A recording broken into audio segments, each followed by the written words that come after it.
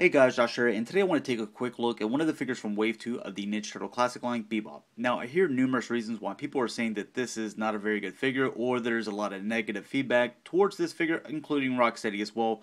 But I just wanted to kind of set the record straight, because there's a lot of things that people are kind of nitpicking, in my opinion, on, that I really don't think that are that big of a deal. One being, he's not cartoon accurate.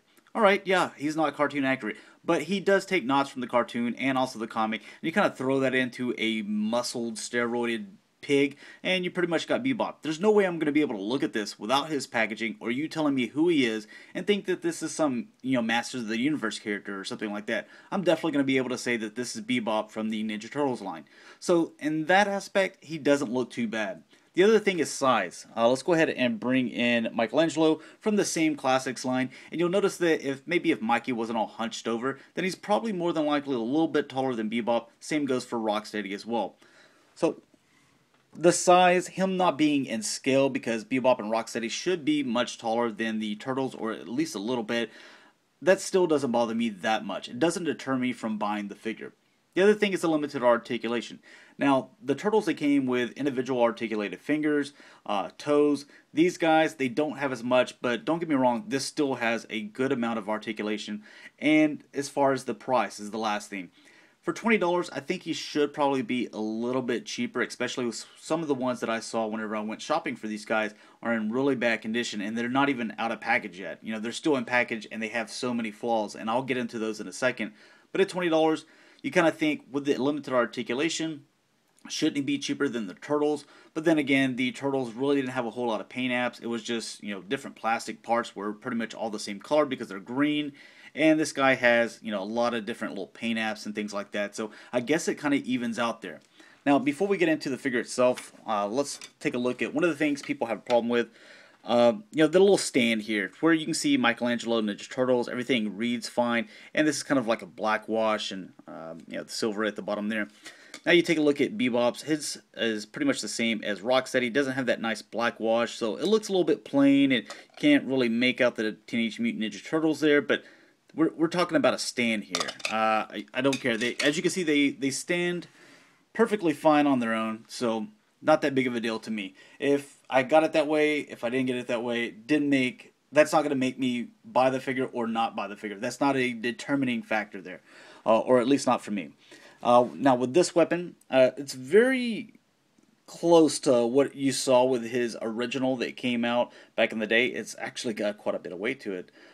His little drill thing, I don't know exactly what it's called. It's not important. I'm just talking about the figure here. There's other people that they'll talk about the history of the figure and character, and you can watch that. But basically want to make these little quick videos to where you get the general idea. Now, the thing where I have a problem with this, there were actually 4 Bebops and 2 Rocksteadies to the Toys R Us that I bought this, and I highly recommend going into the store and buying it versus buying it online, just because of the fact that this was the best condition one. Now, one of the things with the glasses, getting to the paint apps, this is what I'm paying for now, because you're taking away the articulation. There's no paint here on top of the sunglasses. Maybe I'm nitpicking a little bit there, so let's get into some of the things that I saw on one of the figures there. He's completely missing, there's like a whole section and the corner right here that wasn't painted. So it starts purple all the way around, it gets to right about here, and it's just that skin color, and then it gets painted back here. So looks very stupid. Another figure that I saw, I'll show you on this side, you can see with the teeth there that you have these teeth back here, you have these 2 fangs, and then this much longer finger, tusk, whatever you want to call it. There was one of the tooth or fangs not even painted. So it went like this section, one, and then just nothing, and then this one, to where this one had everything done correctly. There was also a lot of paint missing here on his nose ring. So something, I was like, yeah, definitely don't want that one. So whenever I bought these guys, I took pictures of them so I could show people that these are some things that you need to look out for. You need to make sure you pay attention to what you're buying, to the figure in package, because you need to pick the best one. The other thing that I saw on some of the figures, because this blue paint up here for this section, it's all, this skin color, and they paint this blue right here, and they, did the silver here with the chain.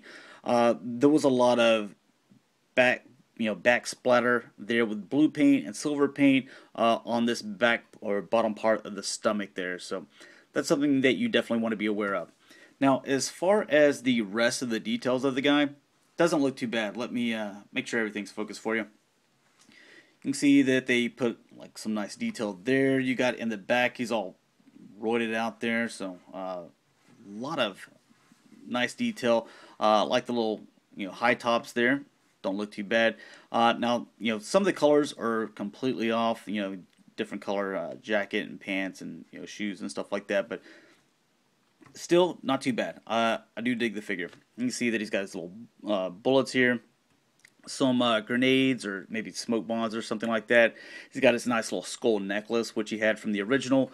One of the things is the way this is designed. He used to have a ponytail, no longer has that. As far as articulation, can't really move his head. Oh, well, he can move up and down a little bit, so not too much there. But it's mostly side to side. These things are attached here, so you can come all the way up with that, move that, swing that around. You can rotate here at the bicep, bend at the elbow. It's kind of 90 degrees. It's supposed to be like a double joint, but it's got that one elbow there that he's just so muscled up that he can't move that much. Down here, this little bracelet section can actually rotate.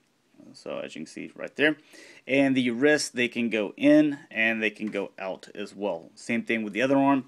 He does have a bit of an ab crunch, but not too much, So it's basically not even there just because he has so much stuff going on here with this vest.